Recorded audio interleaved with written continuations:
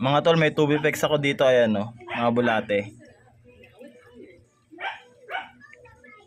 Kunti na lang yan kasi napakain ko na sa mga isda natin. So tingnan nyo mga tol, kukuha ako dyan tapos lalagyan natin sa mga fry kung gaano sila katakaw dito sa may tubipex. Parang konti.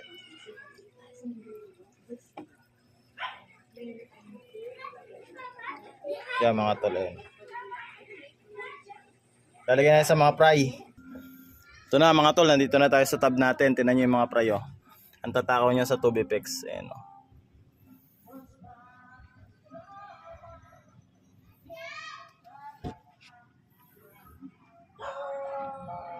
Tatakaw niya mga tol. Dami oh.